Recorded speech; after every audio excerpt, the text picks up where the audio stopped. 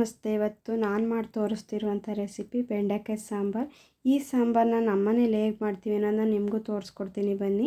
ಮೊದಲಿಗೆ ಒಂದು ಮಿಕ್ಸಿ ಜಾರ್ಗೆ ಒಂದು 7ರಿಂದ 8 ಟೊಮೊಟೊ, 2 ಈರುಳ್ಳಿ, ಸ್ವಲ್ಪ ಕಾಯಿ ತುರಿ, 2 ಸ್ಪೂನ್ ಖಾರದ ಪುಡಿ ಹಾಕ್ತಾಯಿದ್ದೀನಿ.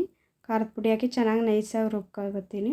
ರುಬ್ಕೊಂಡಾದ್ಮೇಲೆ ಅದಕ್ಕೆ ಒಲೆ ಹಚ್ಚಿ ಒಲೆ ಮೇಲೆ ಒಂದು ಪಾತ್ರೆ ಇಟ್ಟು ಪಾತ್ರೆ ಬಿಸಿ ಆದಮೇಲೆ ಸ್ವಲ್ಪ ಎಣ್ಣೆ ಹಾಕಿ ಎಣ್ಣೆ ಕಾದ್ಮೇಲೆ ಅದಕ್ಕೆ ಹೆಚ್ಚಿಟ್ಕೊಂಡಿರೋಂಥ 2 ಈರುಳ್ಳಿ ಹಾಕೋತಾಯಿದ್ದೀನಿ.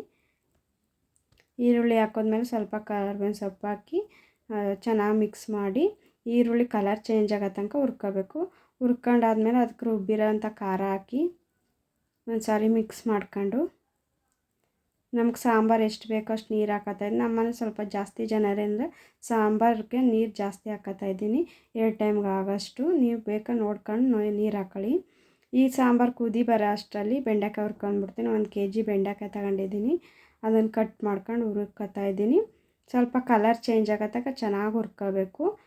ಲೋಳೆ ಅಂಶ ಎಲ್ಲ ಹೋಗಿ ಕಲರ್ ಫುಲ್ ಚೇಂಜ್ ಆಯಿತೆ. ಈ ಕಲರ್ ಬಂದರೆ ಸಾಕು. ಈಗ ಹುರಿದು ರೆಡಿ ಮಾಡಿ ಇಟ್ಕೊಂಡಿದ್ದೀನಿ. ಈ ಕಡೆ ಸಾಂಬಾರು ಚೆನ್ನಾಗಿ ಕುದಿ ಬಂದಿದೆ.